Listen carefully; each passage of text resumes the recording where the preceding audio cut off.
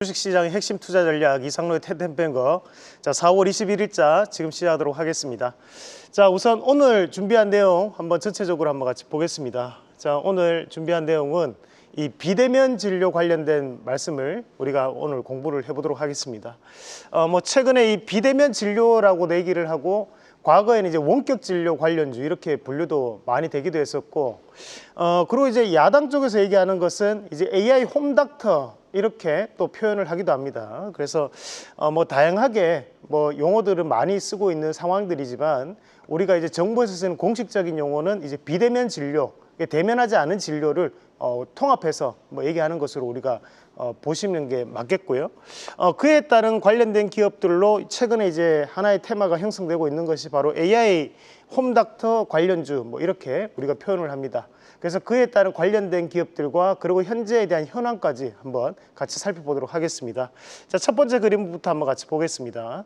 자, 첫 번째 그림을 보시면 우리가 현재 2024년부터 시범 추진에 대한 일환으로 현재 비대면 진료를 허용하여 진행을 하고 있습니다. 그 진행에 대한 부분 자체에 대한 변화를 한번 같이 보면, 우선 이제 누적 진료에 대한 요청 건수 자체가 약 140만 건 이상으로 현재 크게 증가하는 모습을 나타내고 있고, 월별 진료 요청 건수에 대한 부분에서도 현재 137%가 크게 증가하는 모습들이 전년 동기 대비해서 나타나는 과정들이었습니다.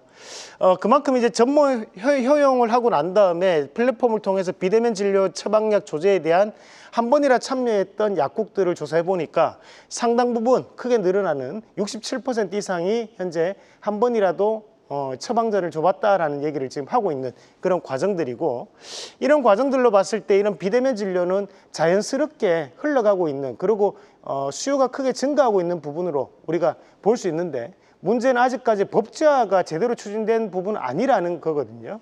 현재는 이제 시범 사업에 대한 일환으로 비대면 진료가 허용이 돼 있고, 그 부분 자체가 현재 이렇게 크게 증가하고 있기 때문에 그런 비대면 진료 관련된 법안을 좀 더 법제화를 추진하자고 얘기하는 것이 바로 여당 측의 입장이라고 보시면 되겠습니다.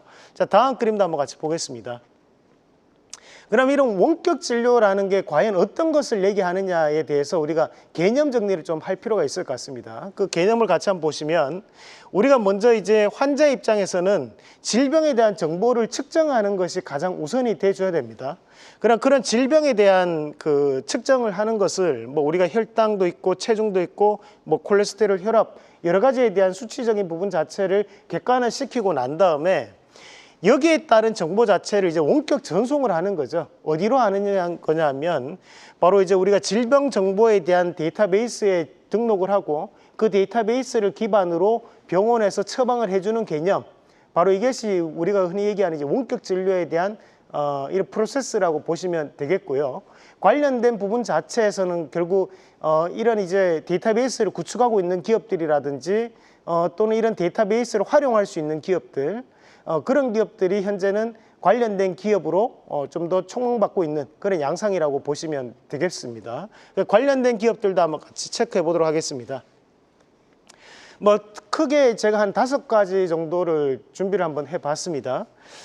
우선은 여기서 이제 보시면 이제 인성정보라는 기업이 최근 들어서 가장 등락을 크게 나타내는 기업으로 알려져 있고, 우리가 과거부터도 보면 원격 진료 고인물 삼총사 이렇게 얘기하면 이제 인성정보, 우리가 이제 유비케어, 비트컴퓨터, 인피니티 헬스케어 이 정도는 매번마다 이제 고인물적으로 얘기가 나왔던 기업들입니다. 그래서 다시 한 번 더 이슈가 되고 있는 그런 과정이라 보시면 되는데, 인성정보가 다른 여타의 기업들과는 조금 더 특별한 부분이 있다면, 우선 이제 원격 의료에 대한 플랫폼 사업을 진행하고 있는 기업인데, 이 기업은 현재 국책과제를 수행을 하고 있는 기업입니다.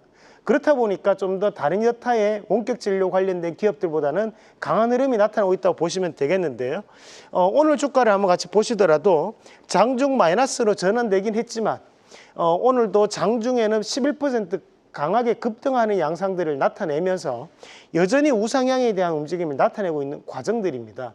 그만큼 이제 바닥을 다지고 난 다음에 다시 한 번 더 넘어가는 흐름이기 때문에 이런 AI 홈닥터에 대한 정책적인 이슈도 긍정적인 부분으로 대선 때까지 이어질 가능성이 높다라는 부분으로 말씀을 드리겠고요. 다시 종목군으로 넘어가서 같이 한번 보도록 하겠습니다.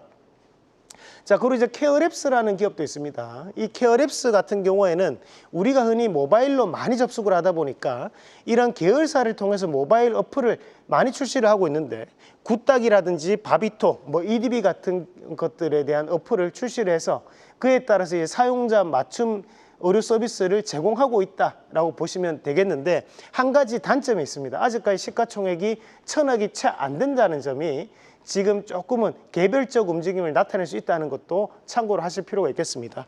자, 그리고 이제 유비케어라는 기업은 우리가 이제 전산 처리 의무 기록 장치에 대한 기업이라고 보시면 되는데, 우리가 이제 계열사를 통해서 비브로스라는 똑딱이라는 어플을 현재 운영을 하고 있는 기업이고요. 앞서 말씀드렸다시피 이제 의무 기록지 관련된 기업이다 보니까 진료 앱에 대한 부분 자체를 또 운영을 하고 있습니다. 그래서 이런 전산화되는 과정들을 지금 담당하고 있는 기업이 바로 유비케어라고 보시면 되겠습니다. 자, 그리고 지금 보면 비트컴퓨터 같은 경우에도 EMR을 연동해서 바로닥터라는 또 서비스를 출시를 하고 있는데, 이 많은 기업들이 이제 공통점은 뭐냐면 결국에는 어플리케이션을 출시를 하거나 또는 의료 서비스를 직접적으로 소비자한테 제공할 수 있는 부분에 목적성을 가지고 뭐 사이트라든지 또는 어플리케이션을 통해서 진행을 하고 있는 기업들이 현재는 원격 진료 관련주, AI 홈닥터 관련주로 분류가 돼 있다라고 보시면 되겠습니다. 다만 이제 우리가 이런 비대면 진료 관련된 기업들은 실제로 한번 우리가 공략을 하려고 찾아보면 이런 수급적인 부분 자체가 명확하게 들어와 있는 기업은 잘 없습니다. 그만큼 실적이 조금 부족하다거나 또는 외국인과 기관에 대한 수급이 조금 부족한 기업들이 많기 때문에 저는 좀 더 우량 패턴에 대한 부분으로 이런 종목군들을 공략을 하기를 여러분들께 말씀을 드리면서, 자, 오늘 이 비대면 진료 관련된 기업들 안에서도 제가 공략하는 기업은 바로 인피니트 헬스케어 말씀드리겠습니다. 우선은 이제 우리가 현재 시장에서도 가장 중요한 것은 실적입니다. 실적을 동반해서 갈 수 있는 비대면 진료 관련주, 바로 저는 인피니트 헬스케어를 말씀을 드리겠고, 글로벌 시장에 대한 확장이 이루어지고 있는 과정들이기 때문에 현재는 성장세를 좀 더 우리가 뚜렷하게 볼 수 있는 장점이 있고요. 이 인피니트 헬스케어만의 장점이 있다면 이제 의료 영상에 대한 저장, 전송 시스템 등을 솔루션 분야에 대해서 기술력을 확보하고 있다 보니까 우리가 의료 AI 서비스에 대한 솔루션을 제공할 수 있는 기업이라고 판단을 할 수 있겠습니다. 그래서 1차적인 목표가를 잡아본다면 6,600원, 그 손절가 5,200원 제시해 드리겠습니다. 자, 그리고 우리가 지난주 4월 14일 날 위고비 관련주로 소개해 드렸던 인벤티지랩이 오늘도 다시 한 번 더 신고가를 쓰면서 급등 양상을 좀 보이고 있는데, 이런 다이어트에 대한 이슈 자체는 우리가 여름까지도 이어질 수 있는 이슈들이기 때문에 다른 여타의 종목군들과 더불어 보시되 인벤티지랩이 보유하고 있는 이런 세마글루타이드에 대한 연구 개발에 대한 실적들을 우리가 좀 더 체크를 하시면서 본다면 충분히 큰 성과를 보일 수 있다. 저는 신고까지도 갈 수 있는 흐름이라 보거든요. 좀 더 눈여겨보시는 전략으로 말씀을 드리도록 하겠습니다. 계속해서 다양한 경제 이슈를 알고 싶다면 구독과 좋아요, 알림 설정 부탁드립니다. AI 캐스터 권미정이었습니다.